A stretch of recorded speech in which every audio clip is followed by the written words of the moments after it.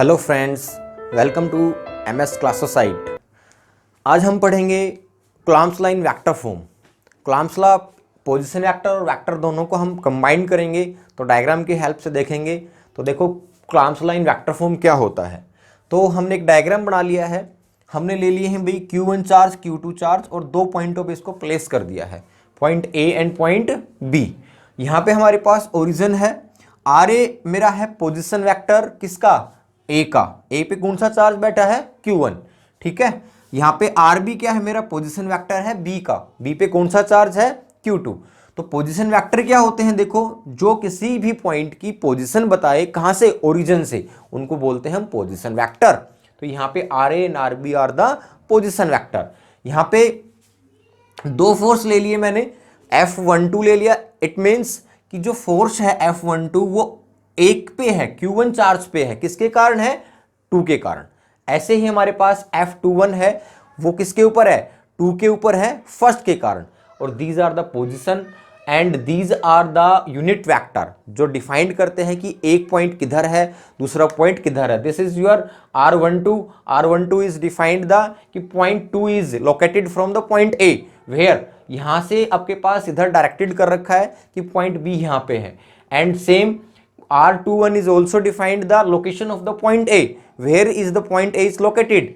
That defined by the R21 with respect to B. So these are the vector which is defined their particular locations, and this is your R. R is your distance between A and B. This is also called the displacement vector.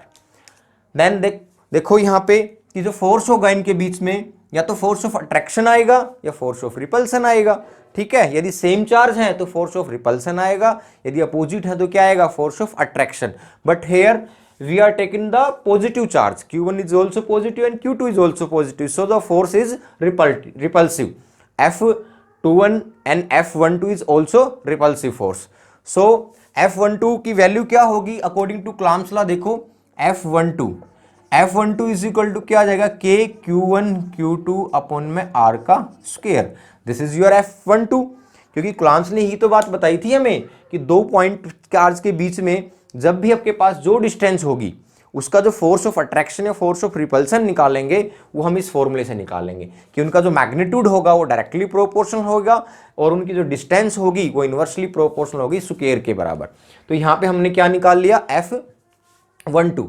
अब F12 तो एक scalar quantity है ना, तो हम क्या करें, इसको हम वेक्टर बनाएंगे। तो वेक्टर कैसे बनाते हैं हम, देखो हमने क्या किया, ये जो आपके पास दो चार्जेस हैं ये एक दूसरे को लोकेशन को डिफाइंड कर रहे हैं with the help of unit vector. तो R12 is the unit vector of A and R21 is the unit vector of B। यदि किसी स्केलर क्वांटिटी को आप वेक्टर बनाना हो तो क्या करो, आप उसी के यूनिट वेक्टर से क्या कर दो, उसको मल्टीप्लाई कर दो, तो क्या बन जाएगी वो वेक्टर। तो देखो यहाँ पे हमने क्या किया, हमने इसको मल्टीप्लाई कर दिया है भाई R12, ये इसका यूनिट वेक्टर था ना, ये क्या बता रहा था आपको, लोकेशन बता रहा था कि B किधर है। तो अपने किसकी ने लोकेशन बताई, R12 ने, तो ये किसका यूनिट वेक्टर हुआ, आपके पास A का, दैट मीन्स कि Q1 चार्ज का हुआ। तो यहाँ पे टर्म क्या बन गई, आपके पास वेक्टर बनेगी।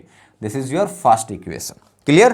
देन सेकंड, यहाँ पे देखो F21 is also the force ना, F12 is also repulsive force which comes between किस किस के बीच का है, Q1 एंड Q2 का। So according to the Coulomb's law F12 is also F21 is K Q1 Q2 upon में R का square.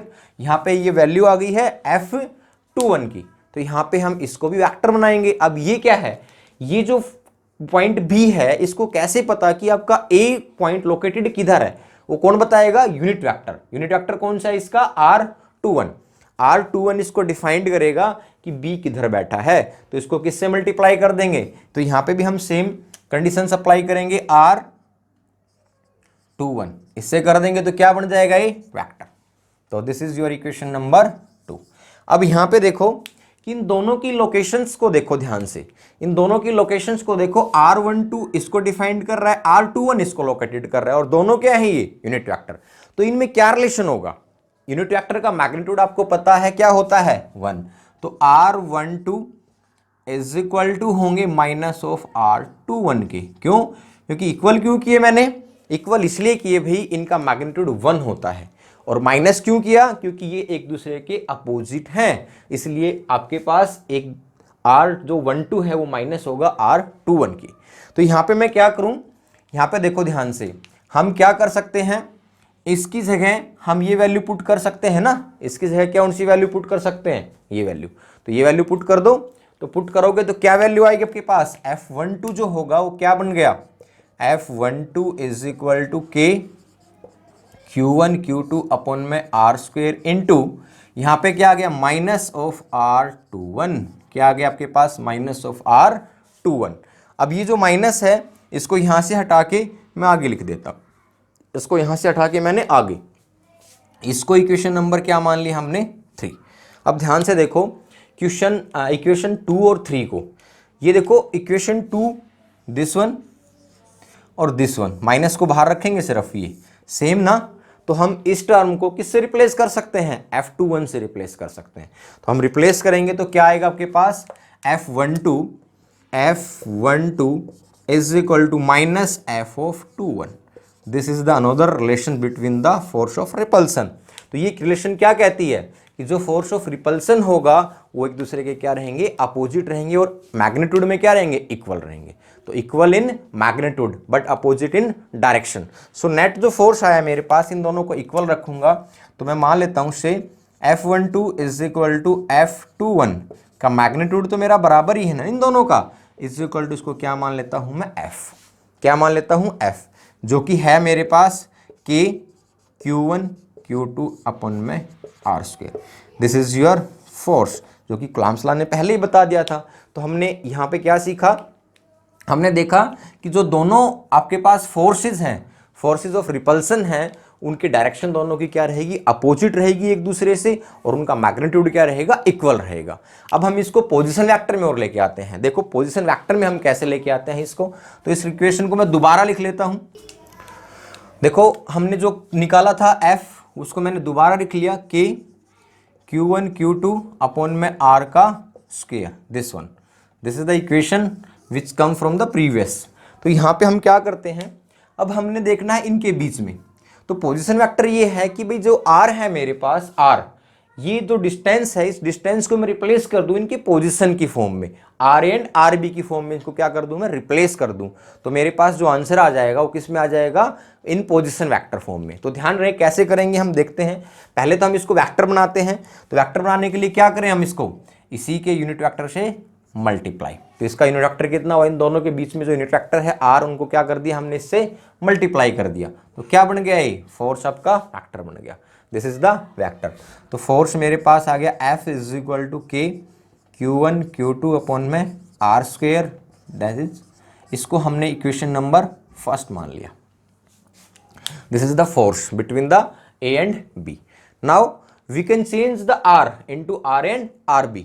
तो हम क्या करेंगे, हम पीछे चलेंगे अकॉर्डिंग टू आपके पास वेक्टर में एक हमने एक लॉ पढ़ा था, ट्रायंगल ऑफ वेक्टर एडिशन, उसको हम लिखेंगे। तो फ्रॉम ट्रायंगल, एक ट्रायंगल आपके पास OAB, vector law of addition क्या कहता है कि जो सेम डायरेक्शन में वेक्टर है उनका सम हमेशा इक्वल होता है अपोजिट डायरेक्शन में जो वेक्टर होता है। तो इस ट्रायंगल को ध्यान से देखो, इसमें क्या है, सेम डायरेक्शन में O से A ले लो या O से B, first direction always be taken as a positive, उसके रेफरेंस में हमें चलना होता है, उसके रेफरेंस में बाकी चीजें हमें डिफाइंड करनी होती है। तो फर्स्ट मान लो मैं O से A चला, तो OA मेरी क्या आएगी, पॉजिटिव आएगी। अब A से B देखो, A से B जो है वो OA के रेस्पेक्ट में पॉजिटिव है या नेगेटिव है, मींस हमारे पास इसका जो हेड हुआ A की तरफ हुआ, इसका जो हेड है वो B की तरफ है। तो मींस क्या हुआ कि इसका हेड इसकी टेल से कनेक्टेड है, तो डायरेक्शन क्या रहती है, सेम रहती है। तो क्या लेंगे हम इसको, पॉजिटिव, पॉजिटिव लेंगे तो AB ये आ गया। अब हम चले गए B पॉइंट पे, हमें आना तो O पे है ना, तो हम B से O आ रहे हैं। अब डायरेक्टेड देखो, डायरेक्शन जो कहती है OB वो आपकी टुवार्ड है B की तरफ, और AB का भी हेड B की तरफ है। तो दोनों हेड हेड जब टकरा जाते हैं तो क्या होती है, डायरेक्शन आपकी अपोजिट होती है, या टेल टेल टकरा जाए तो भी डायरेक्शन क्या होती है आपकी, अपोजिट। और अपोजिट डायरेक्शन किससे लेते हैं हम, माइनस से। तो यहाँ पे हमने क्या ले लिया, माइनस OB, और सम किसके बराबर आया, 0। अब वैल्यूज पुट कर देंगे हम इनकी जो है, RA प्लस R और माइनस में कितनी आ गई R B is equal to कितना आ गया 0। हमें तो आर को रिप्लेस करना है ना, तो आर को हम वन साइडेड रखेंगे, आर इज इक्वल टू ये उधर जाएगा तो कितना हो जाएगा R B minus R A. तो this is the value of R vector. किसकी वैल्यू आ गई है भाई हमारे पास, आर वैक्टर की वैल्यू आ गई है ये दिस वन। यदि इसका मैग्नीट्यूड ले तो कितनी वैल्यू आएगी हमारे पास, मैग्नीट्यूड, तो आर का मैग्नीट्यूड एक स्केलर क्वांटिटी होता है, ये वैल्यू कितनी आ जाएगी modulus of R B minus R A, modulus of R B minus R A. तो ये दो वैल्यू हमने यूज करनी है इस इक्वेशन में। देखो अब यहाँ पे हमारे पास आर वेक्टर और आर स्केलर, स्केलर तो है बट वेक्टर तो नहीं है, तो क्या करें हम इसको करते हैं आर से ही मल्टीप्लाई और आर से ही डिवाइड। इस इक्वेशन को मैंने आर से ही मल्टीप्लाई कर दिया, आर से ही डिवाइड। कुछ फर्क पड़ा इस पे, नहीं पड़ा कुछ भी।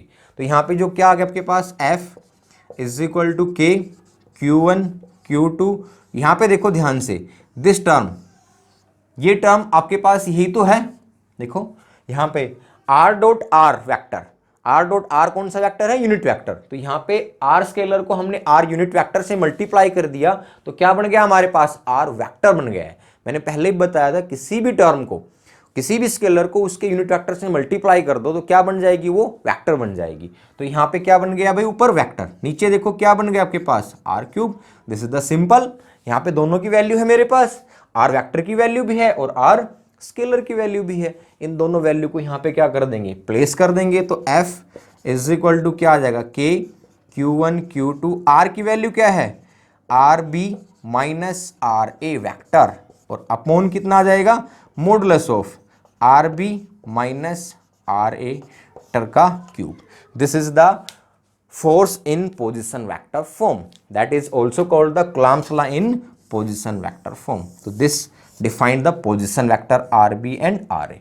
Here आपके पास यहाँ पे R नहीं है, इस इक्वेशन में R नहीं है ना हमारे पास, तो हमने R को किससे रिप्लेस कर दिया, RA और RB।